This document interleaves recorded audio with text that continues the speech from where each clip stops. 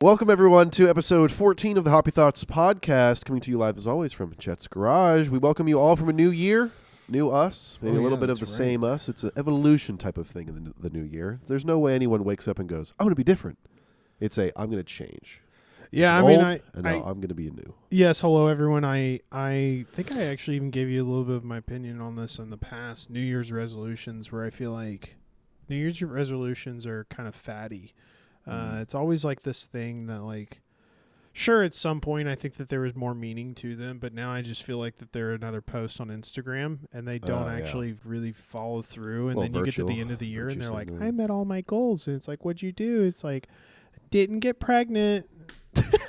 You know, like, who do you know who has that as a New Year's I literally resolution? saw that the other day on Instagram where they were like, I didn't get pregnant. And it's like, awesome. Great. And in 2026, I'm going to get pregnant. Yeah, we're getting pregnant. All I mean, right. like, I'm sure that that's for some people that actually is a New Year's resolution. But, like, I just think that why call it a New Year's resolution? Just make it a thing Personal you're going to goal. do. Don't make it a resolution that once you meet the goal that you're done with it. Like, obviously going to the gym and being sober is always like the associated first month. Yeah, most popular New Year's resolution. But it's like, to me, it's like, so just stop doing those things. Mm-hmm. Or go and do those things. Like, go to the gym and stop drinking. If that's really what you're going to be at, why do you need to label that as a resolution? You know, I don't understand that tagline with it where I'm just going to say, like, maybe we just look up the definition of a resolution, because maybe there is something different about it. I mean, my first question to open up the podcast was going to be, do you have any New Year's resolutions? And I know we talked about it yesterday at work. For instance, mine, it's not groundbreaking at all. It should just be more healthy. Yep. I set up a rule set for myself. You know, no eating after 8 p.m. If I'm drinking, I have a 2 beer or 1 glass of wine limit once a week. Yeah. Calorie limit myself, just like 200 or 300 calories less than my weight maintaining. And do 1 hour of exercise a day. Okay. So those are things that I think are, like, my goal is to work that into more of my normal outside of my resolution life. Yeah. And if I tell myself and get used to that habit or those habits, I'll start to, you know, just be more healthy, because I have really felt my health decline. Yeah.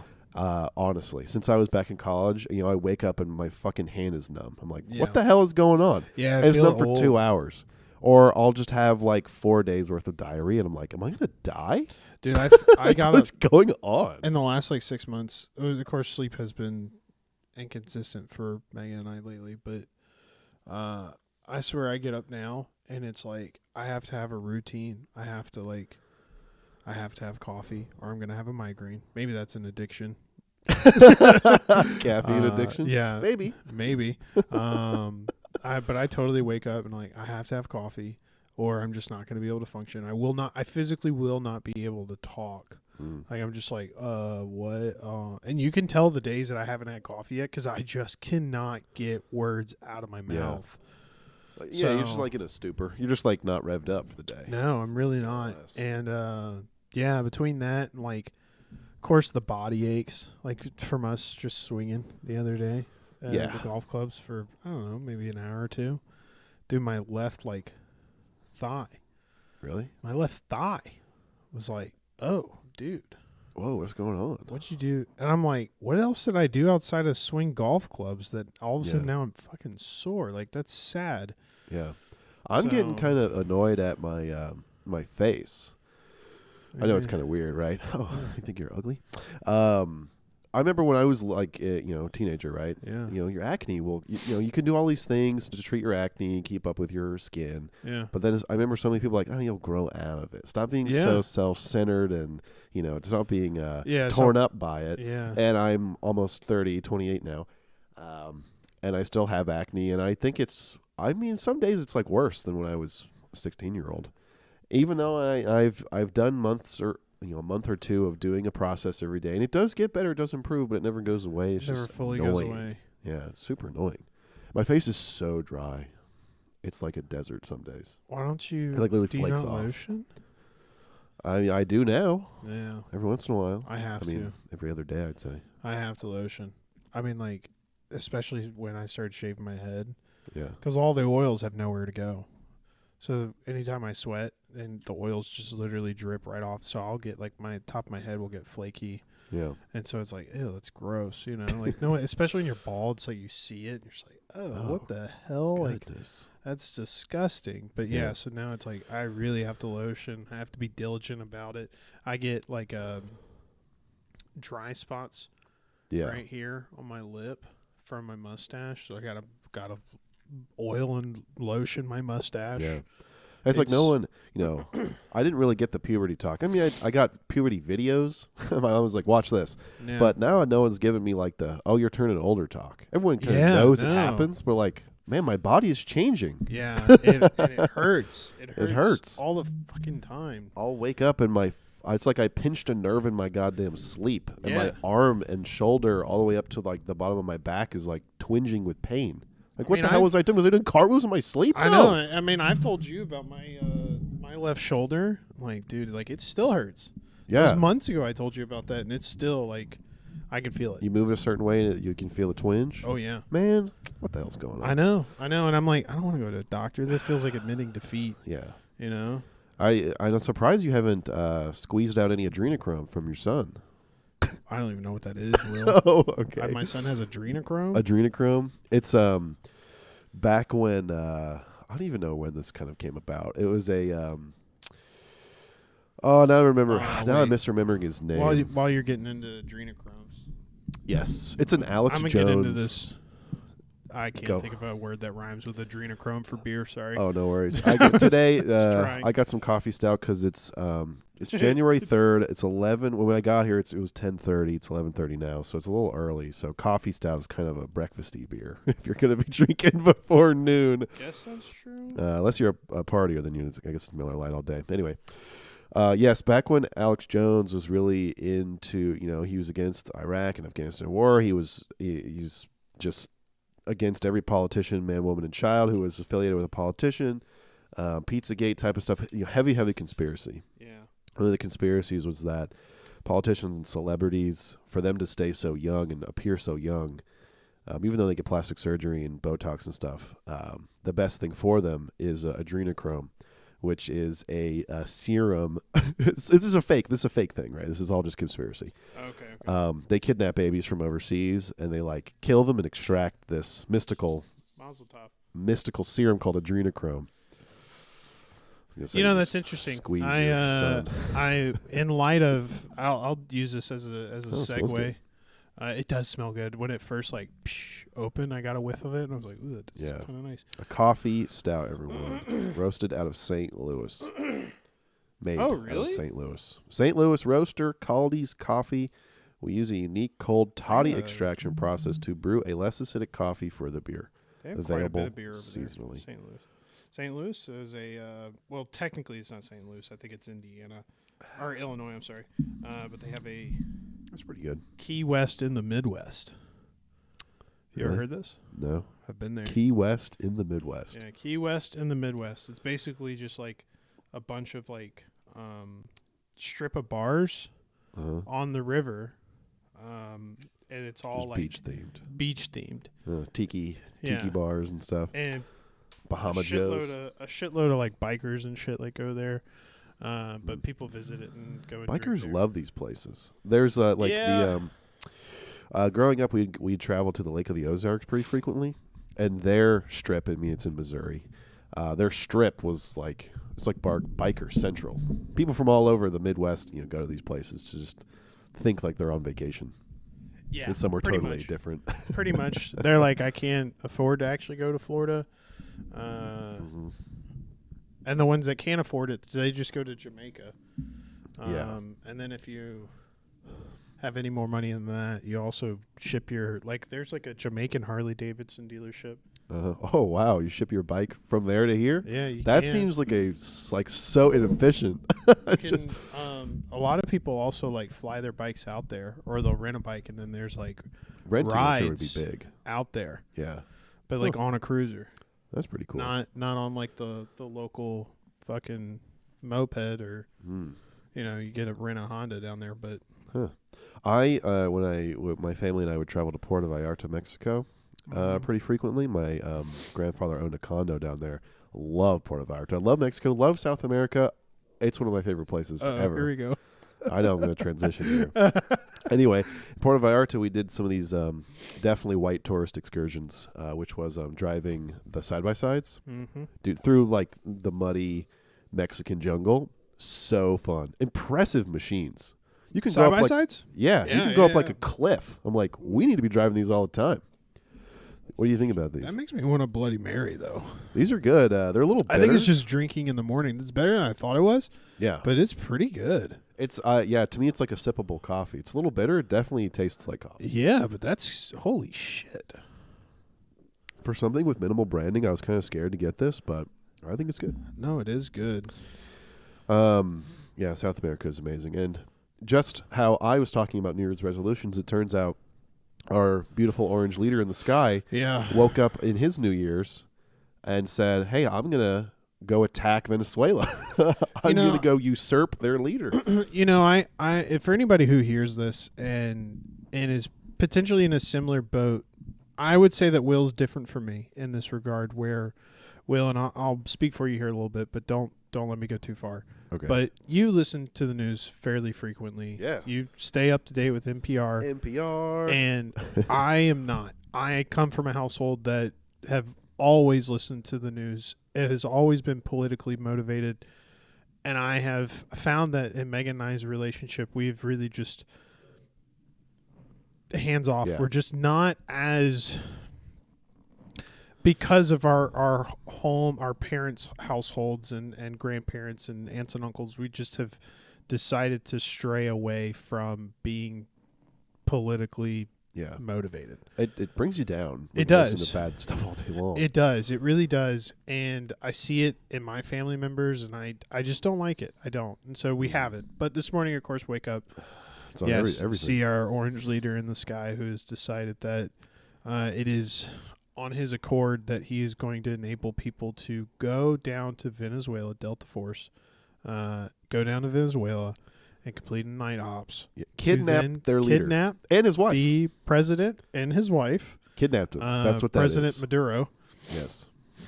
And which is the preferred oh no, that's nigiri. Never mind. I was about to say that's my preferred sushi, and then I was like, no, that's nigiri. Never mind. Oh, interesting. I was gonna make a joke, but it didn't pan out. Mixing two cultural words in your head. Who knows what will come out? The grab bag of cultural words. But anyhow, from my perspective in on this, I worked backwards, right? So it was like, oh, he's been kidnapped, and then I went, why did we kidnap him? Were we just blowing up boats? We were just blowing up fishing boats, right? And the whole war on drugs, and like, oh, they had a bunch of cocaine that they were sending to us. And that was President Trump's reasoning behind why we were doing this. I did a little bit of research this morning. I'll go run through that really fast, which is we had put the U.S. Department of Justice arrested the general who, when he was arrested, was charged with drug trafficking and the whole different list of charges that they're going to charge Maduro with. Okay. And he originally was fighting his case, but then he went into a guilty plea. And, of course, everyone speculates that he did that to give incriminating evidence against Maduro. But, yes, essentially, this general has said, yes, I'm part of the cartel, the Sonora cartel. Sinaloa or something else? Sinaloa, maybe. I don't know. Sinaloa is a Mexican-Colombian cartel. Yes, but primarily. there is a there's two different instances. There is a what was referred to as like a gang affiliation and then a cartel affiliation that they're saying Maduro is related to both. This first guy was arrested, said I'm related to both. And so they think that this guy is giving incriminating evidence against Maduro for both as well. Right? Because for my first thought is why did we even go and do this? Right? Yeah. Osama bin Laden, it was like okay, he's a part of a terrorist organization, or at least that's what we're being told, as well as like There's different terrorist attacks that have occurred that we can associate. So going into the operation, you already knew, like, kind of what was happening. I feel like a lot of Americans don't even know what's happening, and myself included. Maybe it is just me. But, yes, searching backwards, which is they arrested this guy first. He potentially gave incriminating evidence, and then they put a hit out last year. No, or maybe 2 years ago. They put out a reward for the capture of Maduro. And they is the Department of Justice. The Department of Justice says for $15 million, if you can capture this guy, none of our business. And it's like, right? yeah, exactly. It's like, also, who the fuck is meant to capture him and be like, yeah, we'll take $15 million? Like, in the grand scheme of things, a coup organization. Yeah, like, who it's would do really that? not that fucking much, right? So then last year, they raised it to $50 million, and then of course, I love that the Maduro's taxpayer cabinet dollars was going like, to that. yeah, literally $50 million Ridiculous. to arrest Venezuela's president, or Venezuela's president. But the $50 million was, it's like, who else wants that? Like, why? Who is then going to do it? And then of course we just do it ourselves now. Anyhow, We're that judge, was jury, August of executioner. 2025 that we did that. So last year we did that. We said that when he was voted in. Now, I will say this. Maduro's election occurred in August, and it is heavily speculated that there was voter fraud. It was rigged. And it was a rigged election. We're in no way defending Maduro Yeah. and his authoritarian government here. Yeah. No. Yes, totally rigged. Like the exit polls showed that Maduro had like a 30% approval rating, vote rating, whatever that's called, and he wins with like 65% of the vote. It's just like didn't make sense. Which I want to bring that up based off of something I saw this morning on Associated Press, but so we'll come back to that. But yes, he won. U.S. Department of Justice raised the reward for his capture arrest to $50 million. And then essentially we go through the several months in the past last half of the year of 2025 of us attacking fishing boats, blowing them up, all in the name of they have cocaine and we don't get any of it. But I read a statistic that said that we have evidently we have captured tons, and not just like a figurative amount of tons, like 13, 15 tons of cocaine. And 7 tons of that was believed to be directly related from Maduro. And they're flooding the U.S. with it. Which I go, if there's that much cocaine, I've never seen it. I think 15 tons is honestly not that much. I don't think it's a lot, but yeah, it's not that much in the grand scheme of how correct. much And then drugs you're like, being oh, trafficked half into of that's Maduro's. Yeah, the's no proof. It's like Yeah, what do you proof write? of Like that? his little signature Right. on it. What you is the know, proof of like that? obviously they're saying like, oh, these are the people we got it from. These are connected to these groups. Well, these groups are connected to Maduro. So if that's the whole reason that a illicit substance was being co-opted by a nation's leader, and different people were bringing that to America, just traveling boats, shoring them up in marinas in Florida, and then like, how is that like a terrorist? Like how and why are we going through and across international waters, going to his home country, going to the capital, helicopters, special and ops? See, I think our that's whole the better Navy. question is we've what are we gone on doing? an offensive approach versus a defensive approach. If we're Yes. really that concerned about drug trafficking, then close it down at the borders. Close it down at the borders. An initiative that Right. they've already made, which is we need to secure our borders. But Yeah. that's not the interest here. The interest here is actually getting the Venezuelan president. I'd argue it's all that's the marketing ploy. Yeah. Drugs are killing our kids and killing our teenagers. Like that's simply not. Yes, drugs do kill, but the fentanyl is the dangerous drug. Yeah. That kills our youth, and that hand over fist, 80 to 90% of it comes from Mexico. Yeah. Not Venezuela. It's all a lie. Like none of it makes sense. So if we were trying to stop drugs coming from from these places, we would be doing certain things in Mexico and Colombia, not Venezuela. Yep. Venezuela is has and holds one of the largest oil reserves under their land I'm glad you brought in the this up. entire world. Yep. What were we doing? We were blowing up different small fishing boats, fishing vessels suspected of containing and trafficking drugs into America. Yep. With no proof, right? We'd blow them up. Yep. We at the same time were taking over, the United States military were taking over oil tankers off the shore of Venezuela, taking them over, driving them to America, offloading the oil, stealing. That's what that's called, stealing. And in the same vein, we then, without, these decisions are being made without any Congress oversight, any representative.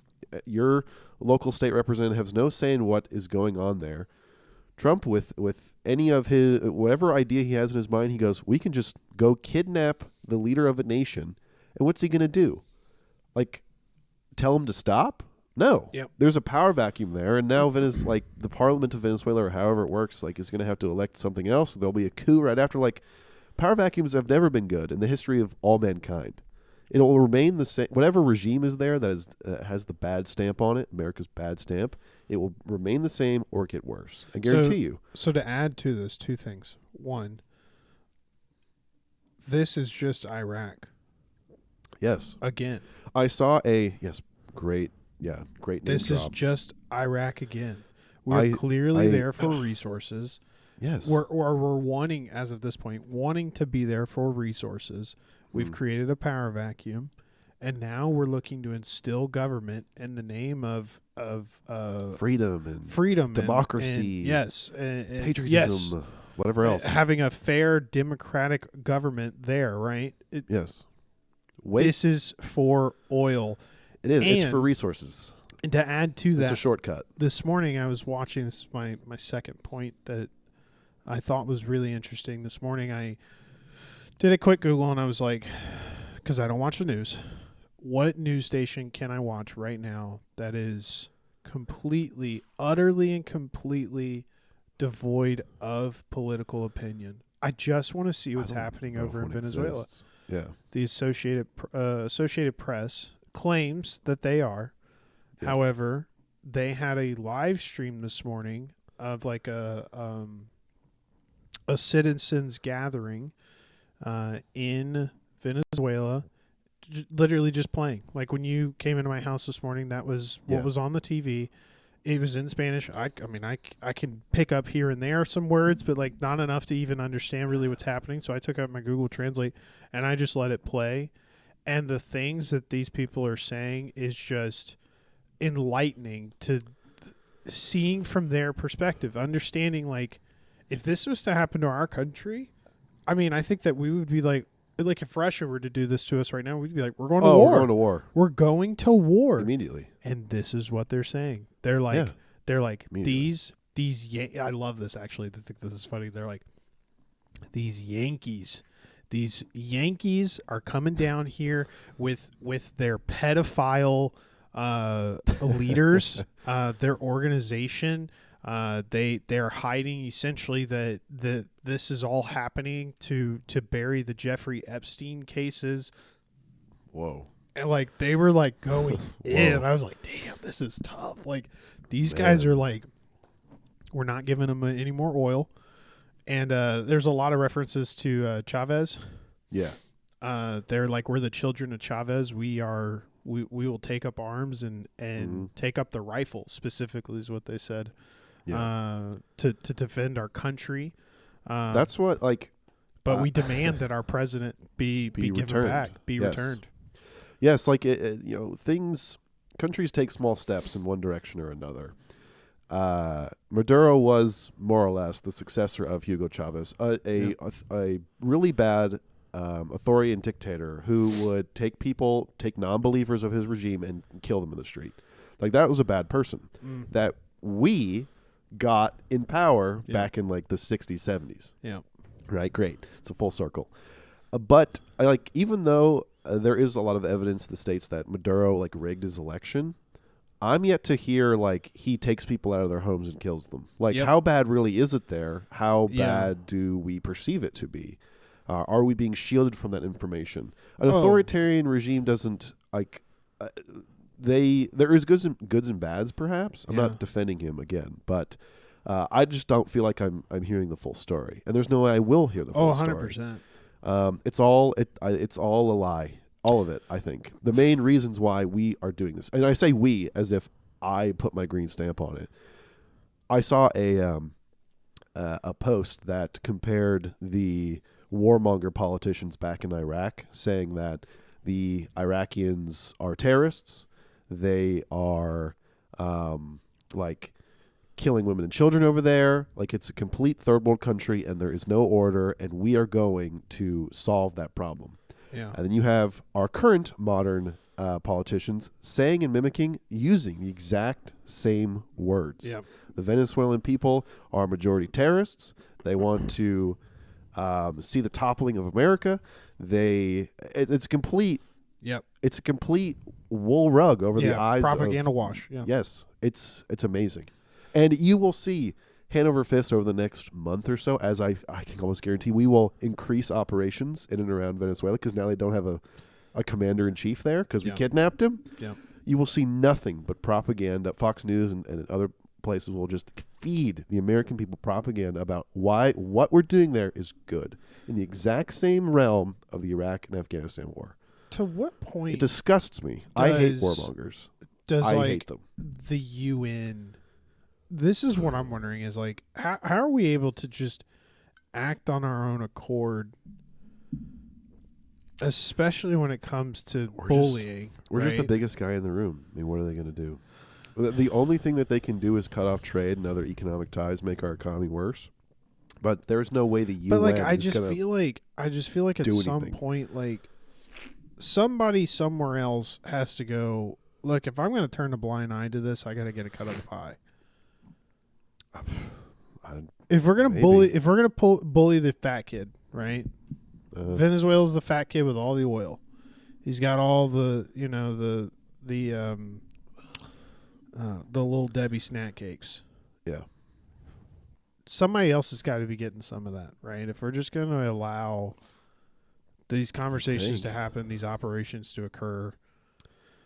On a big geopolitical scheme, not only does it show that we don't play by the rules, right? That our government is more authoritarian than most people think. Like we as the United States produce a lot of oil ourselves. Yep. We buy and sell OPEC oil from Saudi Arabia, the United Emirates, that part of the world. But here we are, like waging a theoretical war against a country for their resources. It just, to me, it like, who is benefiting? Not the American people. No. No one except these perhaps millionaire oligarchs who just have something to gain, and I just don't know if is it sheer incompetence? That is a good point. What is the who end is goal? gaining anything? What is the end goal? What's the positive outcome here? Because it is not to stop drug trafficking into America. No. It is not that. No, we've been on this escapade before. The war on drugs never works. 40, 60 years, and it's not. It doesn't work because it doesn't exist. It's never a war on drugs. No. It's a war on ulterior motives. Like we just mask it with guns and drugs. Like I can guarantee you, which are cool, by the way. Guns and drugs are cool. No, I'm just kidding. T-minus, couple of days until parts of our family who are red leaning, will tell us that what we're doing in Venezuela is good. Guarantee it. Yeah, that is something that's like disgusts me. It's like, what is that washing tactic? How long does it take to take root? But yeah, I mean, like I said, this is just Iraq over again. It is over again. We are the American people. We're the world police. I was actually just talking about Team America World Police. Great movie. World Police just the other day. Great movie. And we're the world police, and whether we want that to be our title or not, we've bestowed it upon ourselves. Nobody else has asked for it, but yet we're here. Yeah.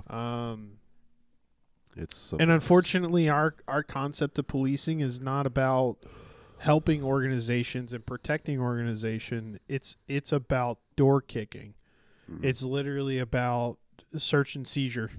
Like, Yeah. our concept of policing is skewed.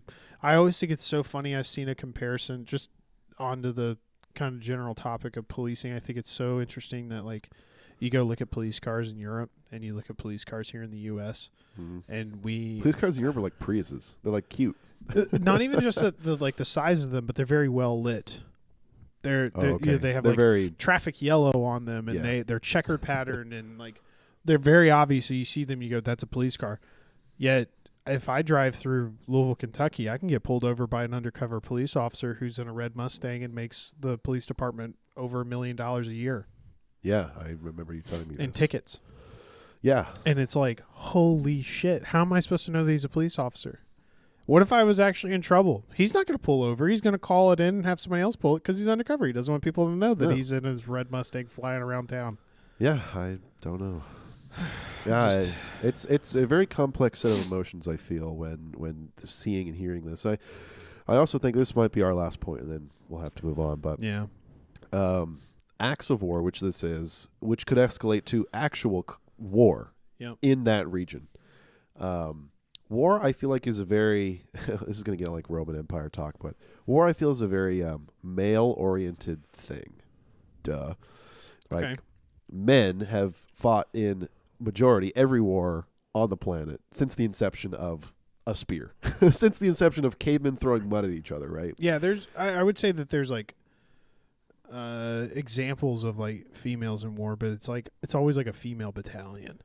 Like a female-centric 1% of the entire army yes. might be female. I don't know what it is in America, but I mean, we're not at war. We have a standing military, but it's minority women. You know, it might be 15% at maximum, 20% maybe. The people that are actually fighting on the ground, not the people that are in desk jobs, right? Yeah, is predominantly male. And so when I think about the idea that almost every war has been fought by men who were propagandized. You're fighting because of this. Now, a lot of wars are fought because some other country invaded you, right? Whatever. You're protecting your family, your land. But in this context, why are we, like, what are we doing? Well, it's the same concept with Iraq. It's why it's so conflicting. Are young men going and fighting a war that's just a lie? Same thing with Vietnam. I mean, same thing with Vietnam. We've been doing this for the last 60 years, 70 years. It's such a normal concept now that, like, we have no reason for war, but yet the only reason why we have these different operations, which is why we no longer call them war. It's not wartime for legality reasons. Yeah. We can have an operation. Like, yes. And it doesn't have to include Congress until Congress is like, no, you need to actually fucking include me because you're just calling an operation so that it's not legally determined as war. Yeah. Right? So, which is so funny that war has a legal process. But, yeah, I truly think that we're just doing an Iraq part 2. We're just going back. We're doing this again. They're going to find 18 to 25-year-olds who are going to die in Venezuela if we ever set boots on the ground. And it's just going to be a stain on a generation for years to come. Dude, if there are protests, I will go to those. I'm honestly That's so happy disgusting. that It's abhorrent. my son is as young as he is so that it's not something that I have to worry about. Like, as somebody who at one point in his life really wanted to join the military and very heavily considered it, just because I felt like I was in a place that I didn't know what I wanted to do. I didn't know where to go, but I needed to find myself in a career path that was purposeful and provided me with a prestigious career, right? I quickly realized that it was one of the best decisions I ever made was not joining the military. Yeah. I'd argue that joining the military is full of lies in and of itself. I think that our military members really do join the military searching for a purpose and searching for something to set themselves in a structure. And then find out in 4 to 6 years, there's a lot of redundancy. There's a lot of miscommunication. There's a lot of irregularities that are really not.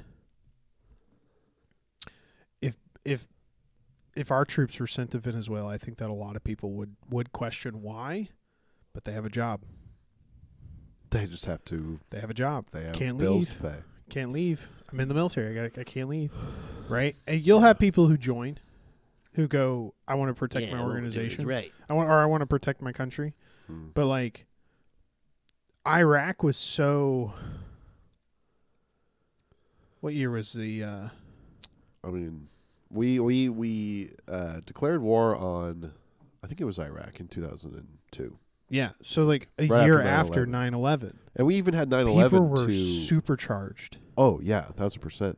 People are not going to be supercharged over Venezuelan fishermen. No, they're just not. They're just not. How would they? Yeah. How could they? I mean, like World War II, people were supercharged after Pearl Harbor.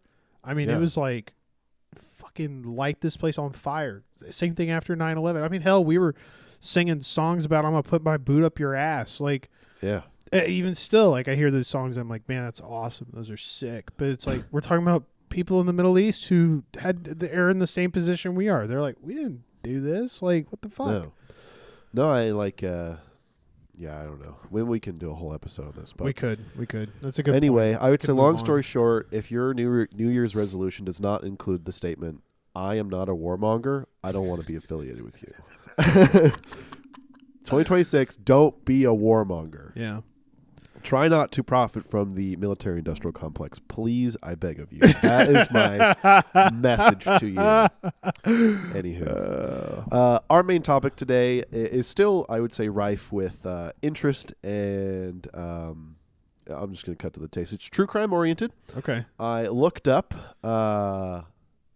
anything interesting happening in and around New Year's Day. On any previous year, right? Because it is the new year, new us, new me, whatever that means. Yeah. And I would like to talk to you. Back it up, Terry. Put it in reverse, Terry.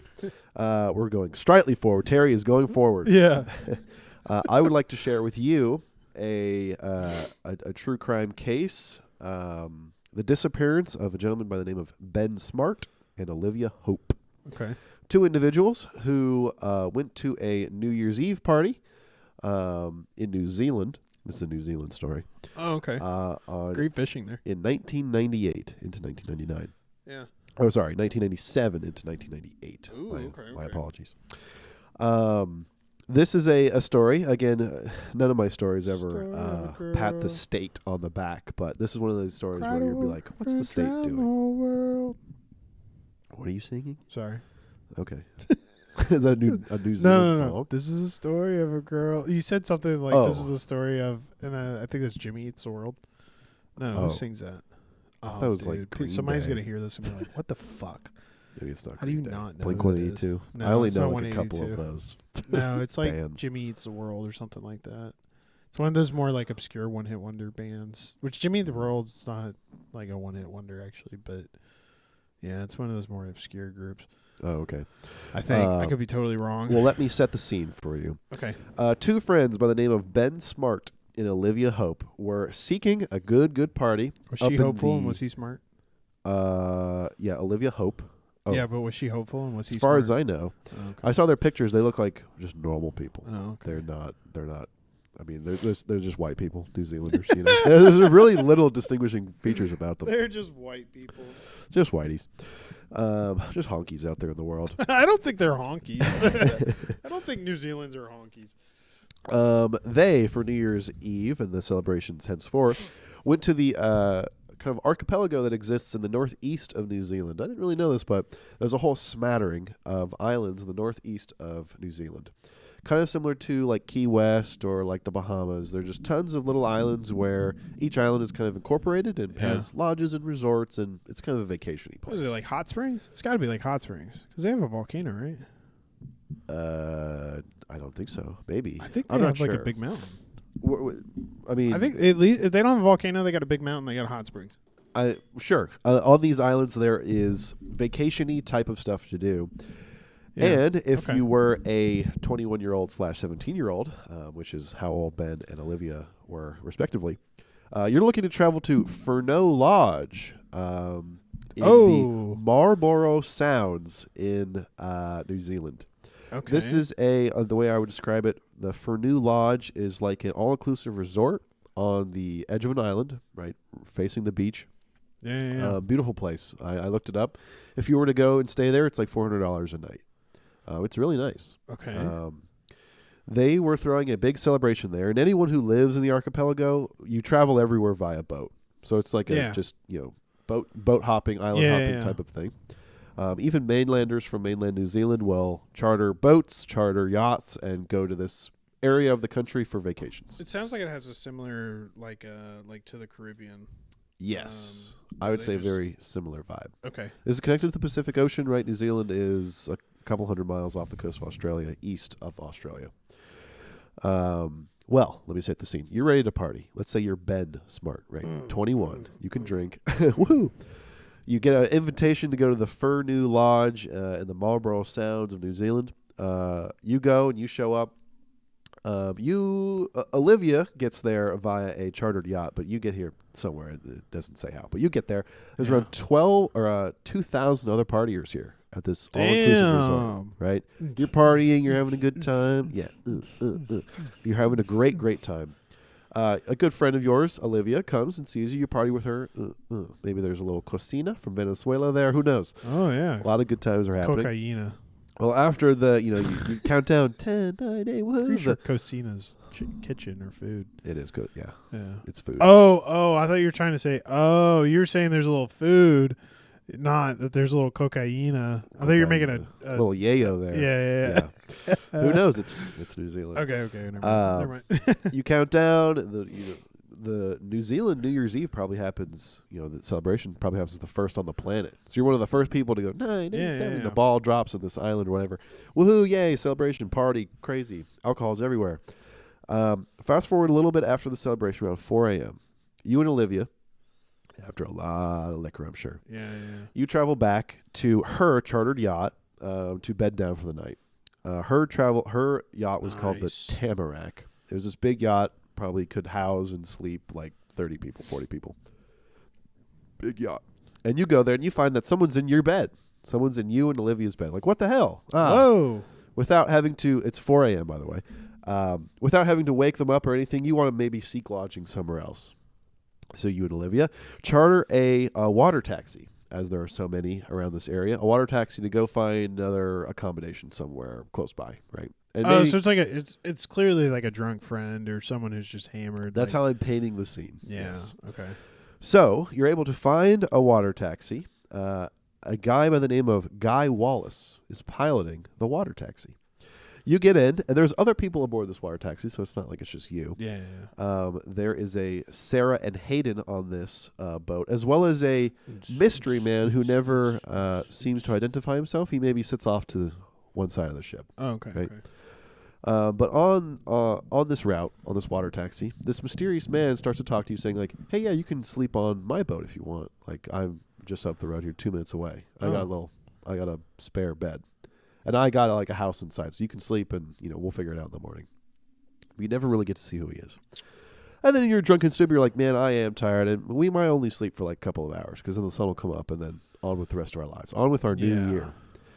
This is also you said 99? 98? 97 into 99. 97, 99, 98. It's like, or yeah, 98. It wasn't. I feel like the stranger danger back then just wasn't. Your stranger danger meter is on the low. Yeah. And in this part of the world, maybe there's just nicer people there. Yeah. Like, I bet you the crime. That's true. Crime rates are much lower. So it's just like, that radar is just not there. It's not developed. So the mystery man. So you agree, like, okay, yeah, I'll sleep on your boat, because a lot of boats were sleepers back then, right? Yeah. Had beds or something. Okay, yeah, thank you, mystery man. Mystery man gestures to Guy Wallace, the captain of this water taxi, and goes, "Hey, can you pull over to this island over here? I got a boat there. We're gonna hop off." Guy Wallace goes, "Sure." So he drops you and your friend off there, and then that's the last time you're ever seen again. Ben Smart and Olivia, right? I'm putting you in this. Yeah. I try to personify this as much as possible. Ben Smart and Olivia Hope, that was the last time they were ever seen off the coast of New Zealand, was when they were dropped off with this mystery man. They were never seen again. So what happened to Ben Smart and Olivia Hope? What? The goal now is to find out what the hell happened. Yeah, how did it get reported? Like, I would like to weave you then the story of the days and months that happened after the disappearance of both Ben Smart Okay. and Olivia Hope. I will just refer to them as their first names from here on. So you can imagine, again, you're partying, you're having a good time. All of a sudden, who knows where you went, right? Could have been anything, honestly. Someone with a bad apple could have definitely taken advantage of you, or maybe you could have just slipped and fell and drowned. Who knows? It could have been many things. Well, following the disappearance, Ben and Olivia were reported missing January 2nd, so roughly 24 hours later, they were reported missing. Yeah, it's and an quick. investigation was launched as initially a missing persons case. But as the details of the case kind of came to fruition, this quickly changed to a homicide case, right? As it just didn't kind of smell right. Yeah. And their family kept telling investigators that, Ben and Olivia are not bad people. They don't affiliate themselves with bad people. Like, these are normal middle-class New Zealanders. Yeah. There's no way that it's a little chance that this would have been a mistake, right? Yeah, Something bad could or would have happened. Yeah, they didn't in end this up in a case. Russian poker back room just Yeah. on accident. No. Yeah. That's not the case. And they're young, right? Olivia is 17. Yeah, Ben that's true. is 21. So they're young. Yeah. And maybe they're a little stupid, but that does not give anyone the right to kill someone else, right? Of course. Yeah. Well, the state, of course, needs and wants to find a suspect and try to get the most applicable person in jail. That's what everyone would want, of course, right? But what I'm about to tell you is another example of the state just finding and pinning it on a scapegoat. Because really, at the end of this, they wanted an answer. Yeah. They needed a scapegoat. Which means that enough attention got brought to it that people were freaking out. And then, Exactly. So sucks. I will give you the major aspects of this case, I would say. Different retellings from the water taxi driver Guy Wallace. Yeah. And the findings of the investigation from there. So on January 3rd and 5th, which is a couple of days after the disappearance, Guy Wallace was, of course, brought in for questioning. Like, you were the last person to see them. Yeah. What was going on? So Guy Wallace first tries to describe the mystery man that he had aboard his water taxi. You can imagine that, what are you going to collect his ID and collect information? You're just like, hey, $20 to get on board and I'll travel. Like, there was minimal record keeping, right? Yeah. Especially on a boat at 4 a.m. They're like, yeah, just hop on. Yeah, 100%. You got cash up front. So Guy Wallace, describes the mystery man as follows. He had 2 days growth on his face, so maybe a little, scrabble. Yeah. Arm tattoos, a wiry, thin build, about 5'9", short, dark, wavy hair, being scruffy in appearance and wearing a Levi shirt with jeans. Wallace maintained that the man on his taxi was the same man the other staff have served in the lounge bar earlier in the evening. So he saw him earlier in the night, but he just couldn't place his name necessarily. Guy Wallace, another interesting detail, he was the bartender at the big party at Furneaux Lodge. Oh, okay. So he saw a lot of people that night, and he recognized him. He's like, I'm pretty confident that I saw that guy there. And other people also said that they saw this mystery man at this party.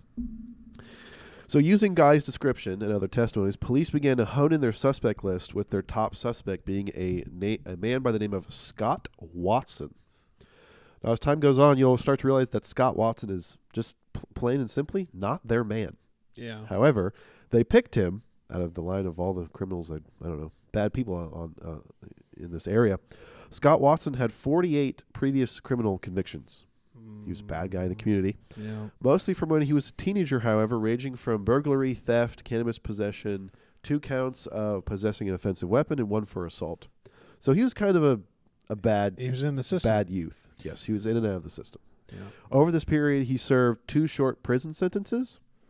He was in the system. But from then, that was when he was about 20 or so. From then on, he only served 1 criminal conviction in the last 8 years leading up to 1998. So he might have been relatively reformed, but when he was a kid, 16, 17, 18, 19. Yeah, he's a delinquent. He was a delinquent. Yes, very much a delinquent. And I really don't know why investigators kind of put all their chips on Scott, other than the fact that he was just a kind of criminal menace, or at least was he at the party? Was in his past. there was no record of him being at the party. He was That's like a pretty partying, but he was not at the lodge itself. But that's like Lodge. a pretty consistent piece of detail here. Detail. You would imagine, right? There are many Multiple details. people saw him. He was on the boat. Guy Wallace saw him in multiple places. Yes, there are many things that just like they just simply don't add up. I described that Guy Wallace described a man who was thin, had arm tattoos, short, dark, wavy hair, whatever. What does Scott Watson look like? Guy reported that when they showed him pictures of Scott Watson, he said, he doesn't look like the mystery man to me. There are some things that are similar, but honestly, Scott looks a little bit too put together. This mystery man that I was talking about was too disheveled. Scott was more put together. His hair length was different. Yeah. His general just clothes that he was wearing was different. All this other stuff. However, the police over two periods were trying to hone in on Scott. They were showing Guy Wallace, the taxi driver, a water taxi driver, different images of people who they thought it could be. Like, here, does any of these kind of criminals in the area look like him? Look like your mystery man? And at first, Guy said none of these people look like the mystery man. Yeah. So that was on January 9th. Fast forward a couple of months, they really didn't have a suspect. They then call Guy in again, and they go, hey, we have a new set of photographs, so we'd like to kind of jog your memory again, go back through it. Yeah. Guy Wallace goes, okay, sure. So they give him a set of photographs again of various bad people in the neighborhood, except for the Scott Watson photos. They give him different photos from the first set. They give him photos of a more ambiguous-looking Scott Watson that, it's from the back of him or from the side of his face. Oh, so it's not as identifiable. Yes, not as identifiable. And Guy says that this ambiguous-looking man, who is actually Scott Watson, this ambiguous-looking character could be the person of his description, but it's too hard to tell. So it's not him. Yeah, literally he's like, I could be him, but that photo is too ambiguous. Too ambiguous. I don't... Investigators in the state thought that was good enough to say, hey. Oh, my God. He said the could word. That could be him. Let's arrest him. Yeah, let's drive it home. Let's arrest him. So around this day and time, Scott Watson was arrested on the potential double homicide of Ben and Olivia. So now he's in jail. Yeah, right? he's in the because slammer. Guy Wallace said that could be him, an ambiguous photo, circumstantial evidence at best. Yeah, right? that's crazy. During this, it's of not course, that crazy actually, but during this, of course, at the very beginning, the police asked Guy Wallace, the taxi driver, to describe the vessel, like the boat that they were dropped off at, the mystery man and Ben and Olivia. Right, you dropped them off at a marina. What did the boat look like? Right. So Guy reports the following. He describes the vessel as being wooden, containing 2 masts. It's around 38 to 40 feet long. It was well maintained and contained a thick blue stripe across the side. It also had several round brass portholes and was rafted in between 3 to 5 other vessels. So that's a pretty good description. Yeah, so where the fuck they hide this boat then? Because a 40-foot boat doesn't just disappear. No, definitely not. No, you'd think. And I would say it's a really good description. I mean, there's a couple of details there that are very important. And 2 masts, he's not just throwing that shit in a storage shed. No. Just brother must have fucking left. Exactly. Or something like that. Something. And because they arrested Scott, they can then get warrants easily to search Scott's boat. Because he has a boat, right? The whole community has a boat. They're a boating community, yeah. Scott's boat was named Blade. Cool name. Yeah, I'll give Scott props for that. All right, Blade. Scott. Blade's boat, or Blade, I'll just refer to the boat as its first name. Yeah. It didn't match the description of the previous boat at all. It had a metal hull, no blue stripe, no portholes, and a single mast. So to me, that's a different ship. Yeah, that's a totally different fucking boat. That's a different vessel. Hand over fist, that's a different vessel. Yeah, but he owns it, and so that's just a part warrant, of the... Warrant doesn't matter what we're looking for. That's a part of the scheme now. Yeah. The police were quoted in saying that Guy Wallace's description of the the boat, blue stripe, 2 masts. Yeah. There's no way it can be 100% accurate because it was dark, and because it was nestled in between other boats, you might see a mast from another boat, and it's actually, it's just like a kind of optical illusion type of thing. Okay. So even though the police are taking his statement and using it as a template for what is truth, they go, it can't be right. Because it was dark. It's not 100%. Let's pick and choose what we like. Yes. They're like, we can take some creative liberties Yeah. here with how I'm interpreting the story. Which is, guess what? Screwed up. Yeah. And again, all of this is happening while Scott is now being held on, Double on homicide. murder charges here. Later, so now that they have the boat in custody, again, it's a boat that looks very different. On this boat, they find a blanket. Again, houseboat type of thing, right? They find a blanket. Yeah. On it was 390 human hairs of different individuals, potentially, right? 390 human hairs. Okay. Out of those 390, one of them was found to potentially be Olivia's hair. Because they took Olivia's hair from her pillow, right, and compared it to all of the hairs present on this blanket. And the current, at that time, the New Zealand forensic bio, human hairs. A lot of hairs. A lot of hairs. A lot of hairs. And this blanket saw the test of time. Dude, that's a little suspicious. A lot of hairs. The forensic Holy biologist shit. for the New Zealand state forensics lab or whatever found that it matched Olivia's hair. So one of these 390 hairs matched Olivia's. Wow. Okay. They were required to send this off to the UK and Australia for validation with something of this caliber, right? Like, Yeah. we have to get some third-party validations. Yeah. Those entities sent back kind of non-conclusive validations. Like, it's not 100% guaranteed. Oh. This could not be Olivia's. We do find some overlap, but there are also gaps in the DNA evidence. Okay. So they could not definitively say, without a reasonable doubt, that human hair was Olivia's. Okay. Right? But regardless, the police Pressed on. The police pressed on. They used this evidence as the main drivers for I would say, the charges and later conviction of Scott Watson. So they go to trial with this supposed evidence of a boat that does not match, of a person who does not match the subscription, or description, excuse me. And with this DNA evidence that may or may not be accurate, honestly. Very easily questioned. Very easily doubted, you would imagine. Dude, this never feels good. You always hear these stories and you're always like, when do the police realize that they're in the wrong? Why do they get so caught up in who's they don't pulling want to the start strings? over? Yeah, they don't want to start. They don't want to go back to the beginning. They don't want to call it a cold case. No. So it's like, why does it get so pressed? But sorry. No, they just press forward without looking back, I would say, whatsoever. The trial lasted 11 weeks, in which an astounding 514 witnesses were called in to testify. Holy Different people from the party, different people from the marina that Scott Watson's boat was moored, different people for where Guy Wallace dropped people. Like, so many people were brought to the stand, I would say, which was unprecedented. And this in New Zealand was like literally, this was like an OJ thing in New Zealand. Oh, I bet. This was on the news every single day. Yeah. I would say. Big news. It didn't really hit the States too much. I find when I look these things up, other countries really just don't have a lot of violent crime. No. It's like literally No, they don't. especially not New Zealand. Yeah.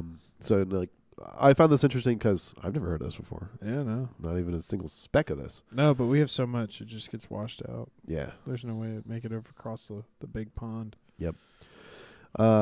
Precisely. The prosecution over this time aimed to weave a kind of different story and timeline from what Scott and his defense were trying to weave. I mean, I guess that's prosecution 101. Just try to refute anything that they might say. Yeah. Ignore the plot holes. A lot of their evidence, as you can imagine, was circumstantial. A lot of it was from witness testimony that on the night everyone was drunk, right? Witness testimony of, no, I think I saw a boat of that description. I think I saw this at that Lovely. time, right? Lovely. All just hearsay. It's just great case building. hearsay the entire time. Whenever Scott or someone on his defense or another witness that the defense would bring up would say something contrary to the state's prosecution, they would simply defend by saying, well, Scott's a criminal and he lies. Yeah. So how are we meant to believe him? Yeah. Which is not. That's lawyer 101. This is in my personal life. I know that we've talked about this. I hate lawyers. I just don't like lawyers. The part of their job is to manipulate facts and stories to benefit their perspective. That's just it. Yeah. And they will say and do anything to win. Whether it's true or not.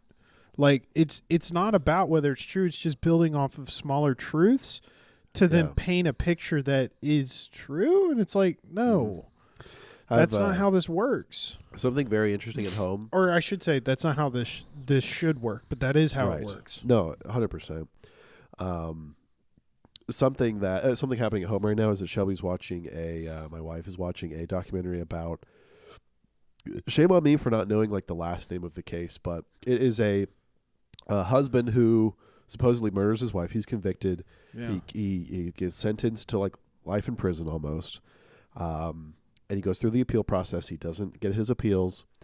The whole crux of the case was that the husband used a like blow poker for the fireplace, right? Just a long metal object to bludgeon his wife, like pushed her down the stairs, and she like had a brain hemorrhage and died. Yeah. All of the evidence, or a fair amount of the evidence that put him in jail was strong enough to make him appear very guilty, right? You know, there was fingerprints on the blow poker because guess what? He used it every day. He fucking owns it, yeah. Right? He owns it. His DNA was all over her because guess what? Guess what? They're married. Yeah. He had a lot of other like personal problems, a lot of like motive. So he had like homosexual tendencies. He would cheat on her with other individuals in the neighborhood. Yeah. And that was able to be weaved such that like, well, he wanted to be with them, not with his wife. And so that was appropriate motive. Yes. Yes. So this big, huge thing, and I'm missing a lot of details. But the major case here is that he fails his appeals. He's in jail for double digits at least before this kind of comes out. The woman, her name is Kathleen, the murdered woman, quote unquote.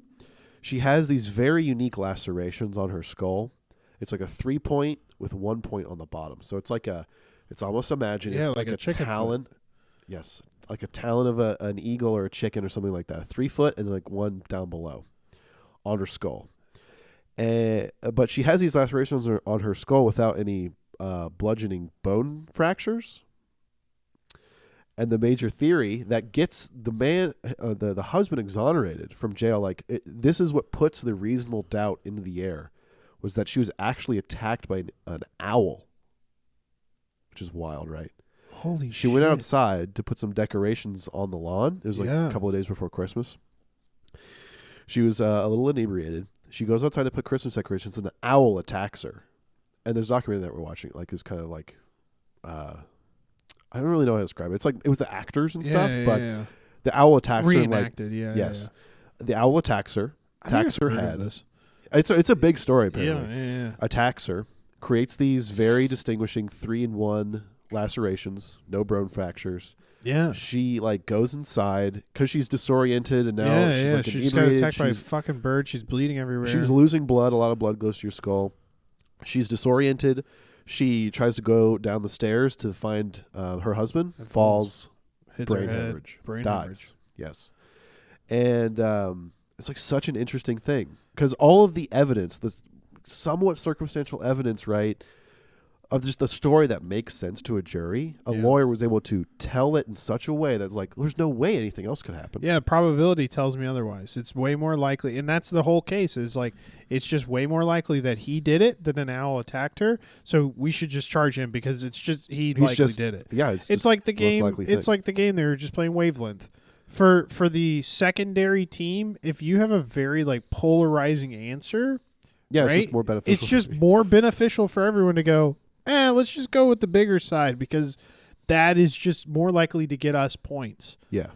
That's what lawyers do. Lawyers literally just go in this particular sentence, in this particular case, in this particular opportunity, in this particular event, it is just more likely that this happened, or it is just more likely for my client that this happened, and what your picture, your painting, just didn't exist for him. That just didn't, or her. Like it that's what actually makes me so mad about, I think, our justice system, is that it's rarely ever actually about finding justice, and it's just about who can tell the better story. Yeah. To make a jury like it. That's literally it. It's not actually ever about finding true justice. I mean, I may have butchered that, Shelby. I'm hereby apologizing. So sorry. I did my best, I promise. I was in and out of the room. You saw me. I think that idea was personified pretty well in the Bee Movie. Yeah. Remember the Bee Movie where the bees take the honey industry to court, and the honey industry pays this like fat lawyer guy who's like, the bees are terrorists. Yeah. They're like, they seek to hurt you and harm you. Yeah. Every time you go even near them, they sting you, and he like coaxes the main character's friend to sting him. Yeah. And the main character's friend dies because his stinger gets taken out, right? His guts. God, so sad.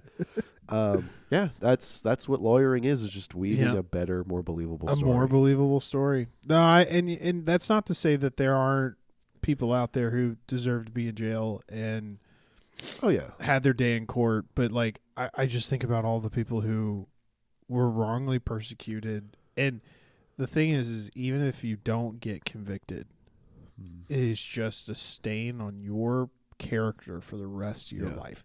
You'll not be able to get away from that. As long as you're around the people that know about those events happening, you'll never ever be able to get away from it. Yeah. I think it's super screwed up that lawyers, their career is, at least, prosecution lawyers, their career is defined by the amount or the types of prosecutions and convictions that they achieve. Mm-hmm. And so relatively rarely a state will have a death penalty type of conviction on their hands, right? Mm-hmm. This person, with all the evidence in the world, relatively plain and simple, they murdered a couple of people. Who knows? They're getting the death penalty. Yeah. I've seen different, like, I guess reenactments mean it is a reenactment. Now I'm saying it out loud, but lawyers are like, a death penalty case? This is literally the pinnacle of my career. Yeah. It's getting a jury to put someone to death. Yep. They wake up in the or morning, defending, that's the getting top. them to not kill this person. Like either way, though, it's kind of. But wouldn't the not killing be like, you'd be like a kind of hero? You're like, I can do anything. I mean, anytime. you'd hope, but then you think about it in the case of like O.J. Simpson.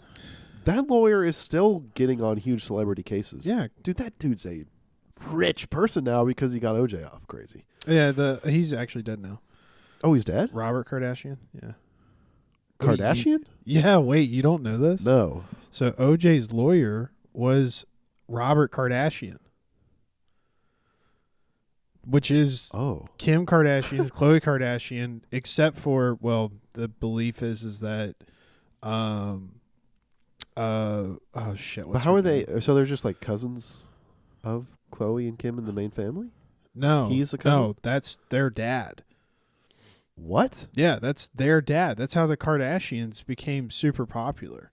They had a boutique in Hollywood. That's how they really started. Really? But yeah, holy crap! Robert Kardashian was the lawyer for O.J. Simpson, and what is the mom's name? Holy shit! Caitlyn? No. No, that's Bruce, which I can't remember. Bruce is like the stepdad, I guess, right? Bruce Jenner, right? So, yes, before Bruce transitioned to Caitlyn, yes, Bruce and the mom were sleeping with each other. Like, they were having an affair, and it was also believed that she was having an affair with O.J. Simpson. Whoa. Yeah. You should bottle this and do this whole episode. Oh, dude, this is a whole thing. People have talked about this.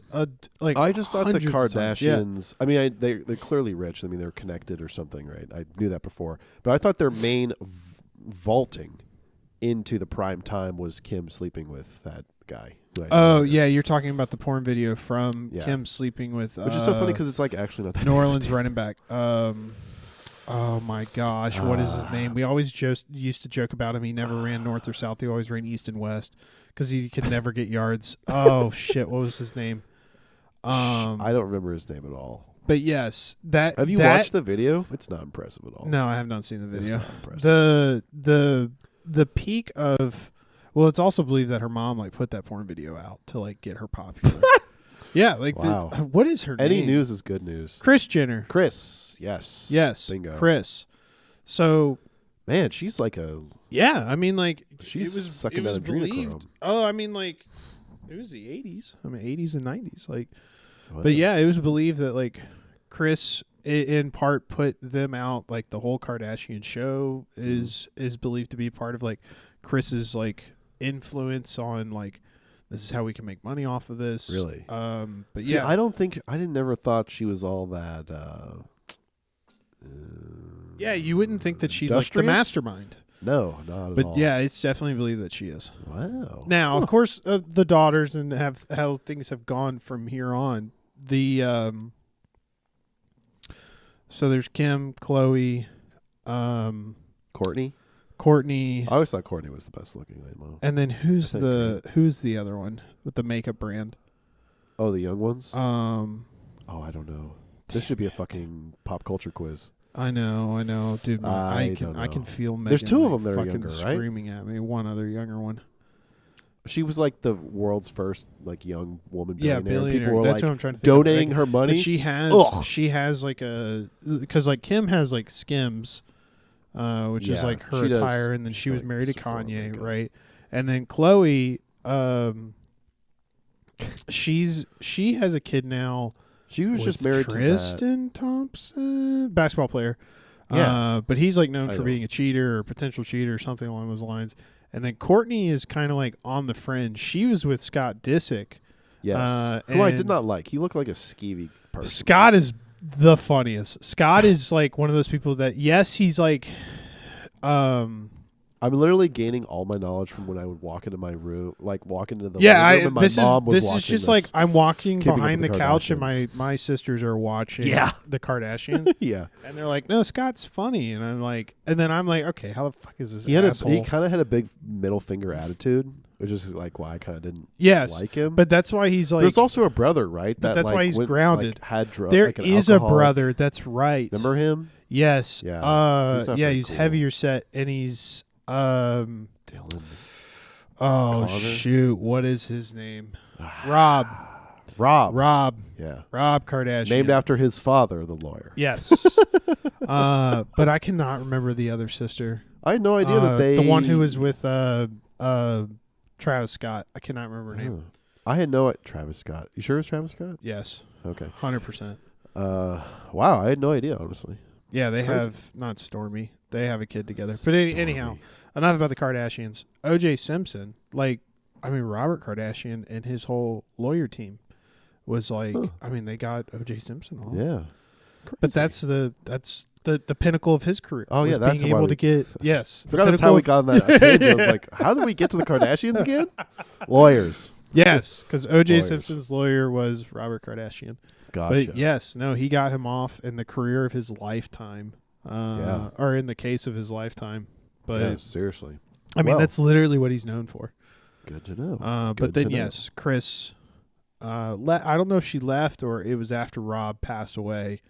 But yes, she then married Kris Jenner, and then of course, she then married Bruce Jenner. Bruce Jenner came out as Caitlyn Jenner later on, and I don't remember if he came out after Definitely a divorce after, I think. or way after. I mean, he only came out, or she only came out like, what was it, 5 years ago?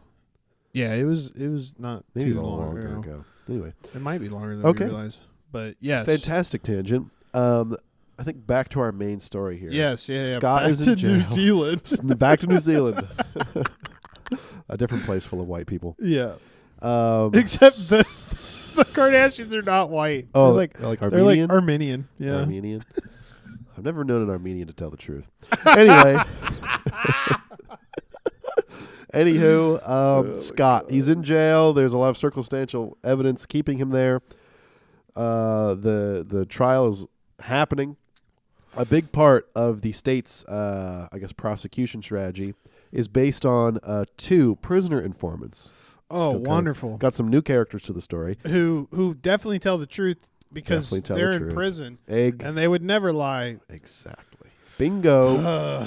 As part of their prosecution strategy, they bring 2 prisoner informants to the stand, which both of them say that Scott, while he was in jail, confessed to them that he killed and disposed of the bodies of Ben and Olivia. Wow, cool. Convenient. Convenient. We just need a nail in the coffin. Let's pay 2 guys who get 10 years off their sentence. Exactly. With this, Scott is convicted, and he's currently serving a life sentence for the murder of Ben and Olivia.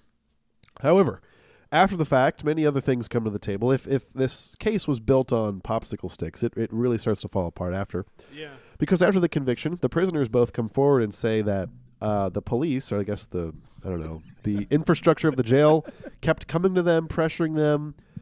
In the terms of prisoner A. Yeah, I think that the term for that is coerced. Yes, coerced.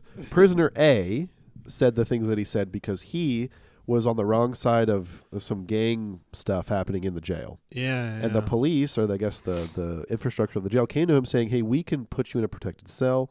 We'll put you in a different part of the jail if you just say these words. And he goes, awesome. So he says that Scott lies, basically on the stand, says that Scott confessed to him.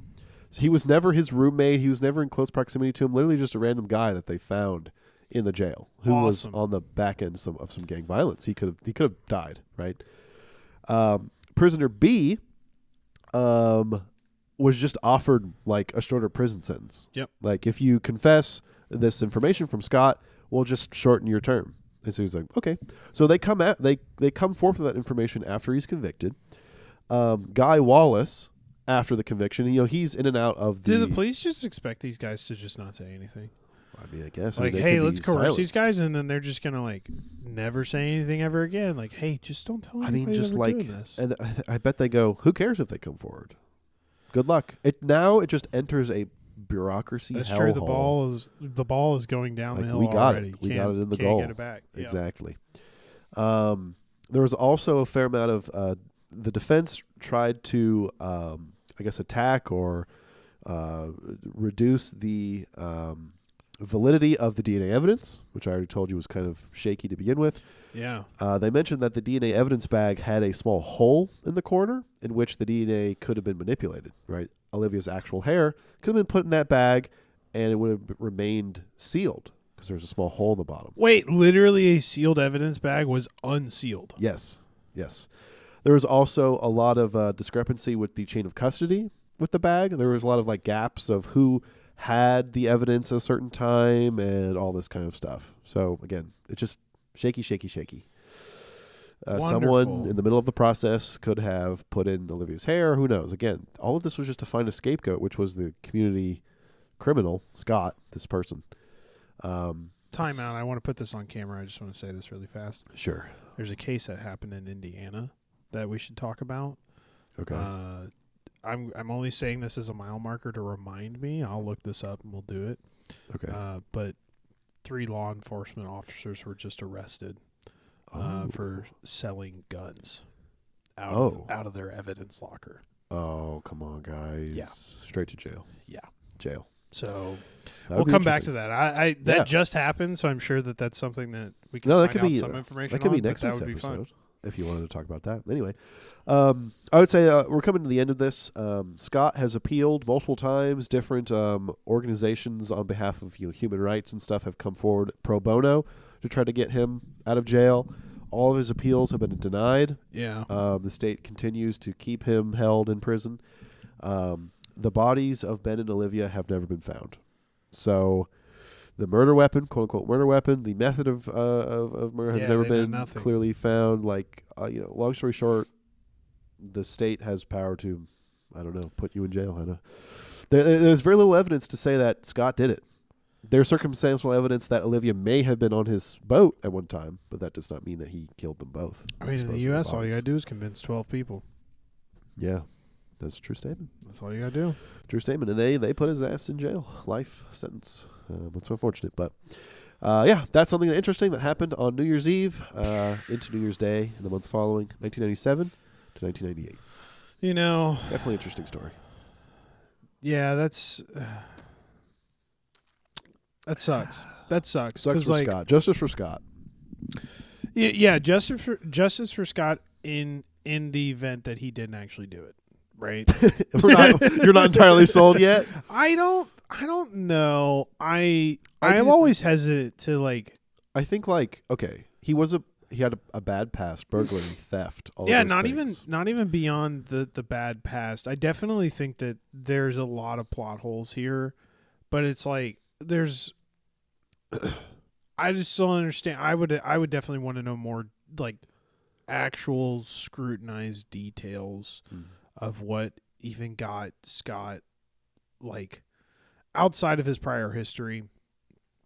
If he wasn't even at that fucking party, if he wasn't even like on that boat service earlier in that night, like what's the timeline? how does that all work? Yeah, exactly. Yeah. What was Scott's alibi? How is he not able to prove an alibi if it really truly wasn't him? I feel like that would be a very simple like Scott was on a different island at a different party, and here's 10 other witnesses that say the otherwise. You know? The timeline kind of so like the water taxi moment, going to and from the party, picking up Scott or Ben and Olivia, that was maybe a half hour. Yeah. When the water taxi came and went. The timeline represents Scott like being on his boat basically the entire time, like. Because he was kind of partying in his own way on his little boat, right? He was maybe launching fireworks and doing his own partying. And other people on their other houseboats were like, their testimonies were reflecting that he was doing something like that. He was kind of being a nuisance, funny enough. He's like, he was kind of being a nuisance.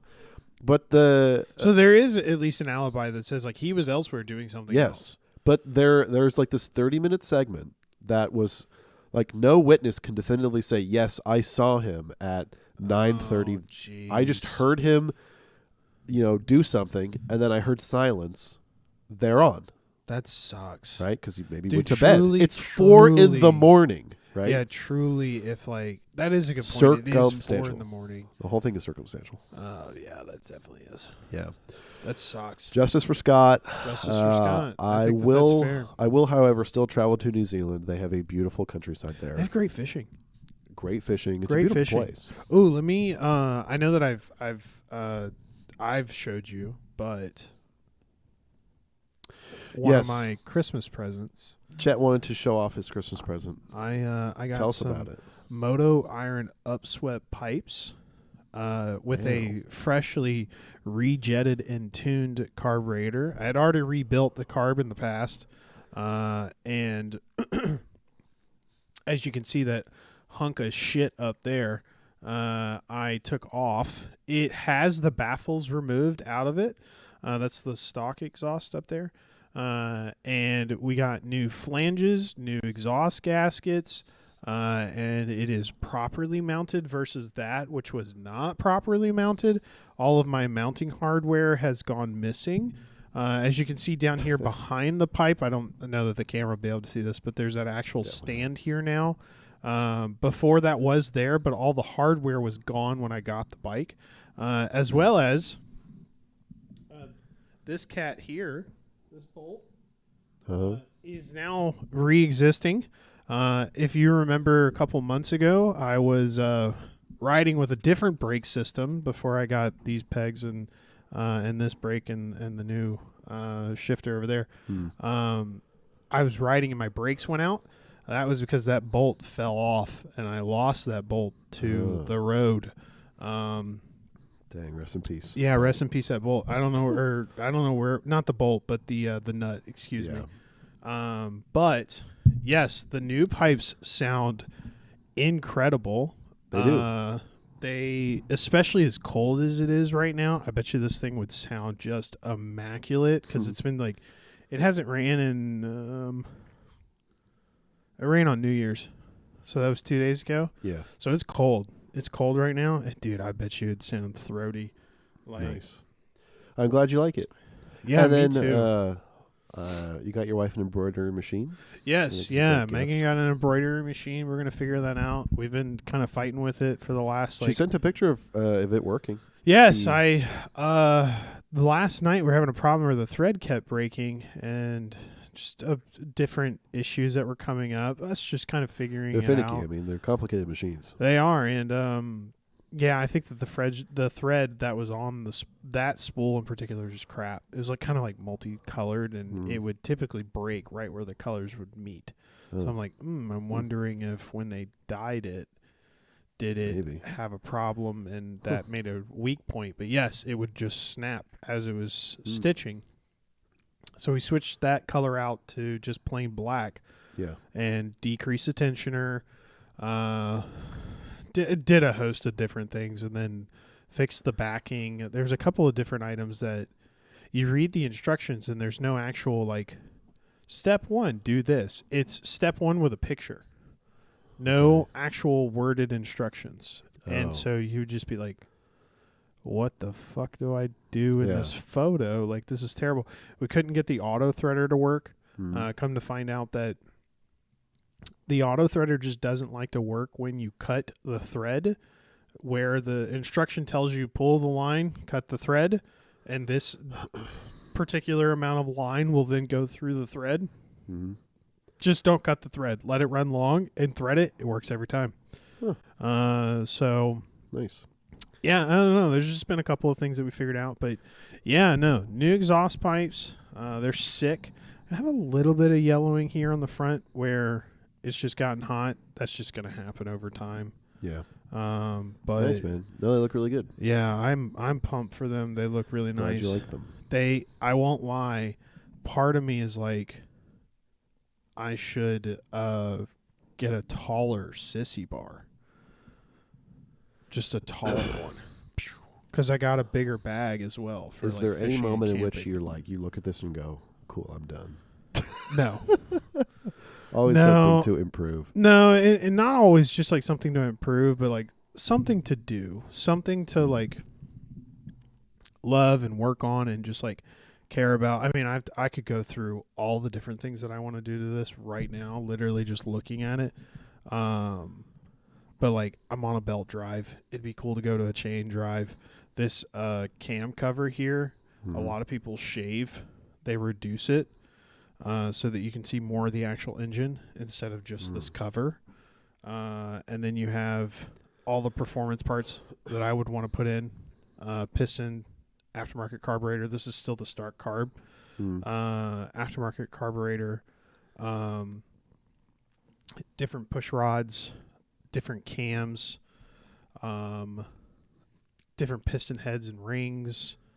The group that I'm looking at, this section here, so you have this section. Describe it for the audio listeners. Okay, sorry. So the lower part of this engine, right? As you're looking at the engine, you have your 2V where your pistons are pushing inside of the actual engine. And from here, this is causing these push rods to push. And then the valves up here in the top are then opening and closing. And they create your fuel mixture. They allow for combustion. Your engine's running, right?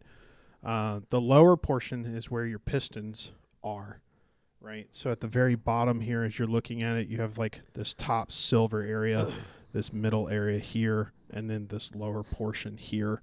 The lower portion is where the pistons are. This middle portion is where your valves are. And then this top portion is probably more complex than how I'm going to describe it right now, but it's kind of a lot of like oil channels to make sure that everything is lubricated. This is kind of like just layering different channels on top of each other. But anyhow, these push rods you can replace, you can change. But this middle section here, in conjunction with the push rods, you can change the angle of the valves. So the valves are maybe at like a 40-degree angle, and you can send them to a company that will make them larger and then make the angle like 35 degrees. And so you can get more fuel in there, create higher compression, higher combustion levels, and then also introduce bigger pistons. So then you have essentially what is considered a 1200 cc, right, which is like cubic centimeters. You can go to 1275, which you're like, that's not that big of a difference. It's really not. But for a bike stock like it is right now, it's like 65 horsepower. when you change your cams, your push rods, your carburetor, your pistons, instead of it just being like a flat piston, right, which is like a circular item, instead of like being like a coaster that's just flat, it has like a dome shape to it, so it pushes More the air. efficient. Yes, and it changes the way that the compression works inside of the engine. And this package that I've been looking at can produce up to 120 horsepower with all the different bells and whistles, and cheaper than the cost of a new motorcycle. So with all that being said, it still leaks oil. It does. It has to have a diaper. Oil. It's dripped twice down here. I'll always make fun of it. And you should. And that's my own fault. It leaking oil. When I got the bike, the crankcase was cracked near the mounting on the rear. Did not know this when I purchased it. Rode it around. Had a great time riding on it. I went to go change the speedometer sensor on it. It had gotten pinched. The bike was previously, I believe, I actually don't know this for certain, but I feel like the bike was laid over previously, and I think when the engine shifted, it cracked the mount, because this model does not have a rubber mount. It has a casted mount to the frame, so it shifted. When it shifted, it also pinched the speed, the speed sensor on the transmission, and effectively made the speedometer stop working. So when I bought it, the speedometer just didn't work. When I look that up, it's like, oh, the cable's just not working. You just got to replace the cable. That's like takes 10 minutes. And I go, great. Yeah. So I take this cover off. You can actually kind of see the cable a little bit right there. But I went to go replace the cable. When I went to go replace it, I realized that the mounting points onto the frame was completely cracked. And that is that engine casing up there is where the mounting is cracked. But nice. Got it rebuilt, put it back in. But why is it leaking oil? When I put it back on, when I put it back together, I think I didn't. I've noticed that when people put on engine casing, what I did is I put, I forget what it was called. It was like 800, but it doesn't matter. The gasket applicant that I put around the edges of the engine and inside the grooves, I think that I just didn't do either enough, or on my first initial startup, I put too much oil, and there's a gap or something that then blew through, and it's through. So for me to fix it, I'd have to split the engine case again. Which for me, it's like, do I split the engine case or do I let her piss? And for now, she's marking her territory. Nice. Well, in summary, just like the bike in the previous year, anyone can change for the better. And she's running great. Don't let anyone tell you that you cannot change for the better. We'd like to welcome you all to the new year. Thank you all for watching. Always a pleasure. Like, comment, subscribe. As always, thank you all and have a great rest of January. Yeah, thanks, everyone. Bye, everyone. Bye.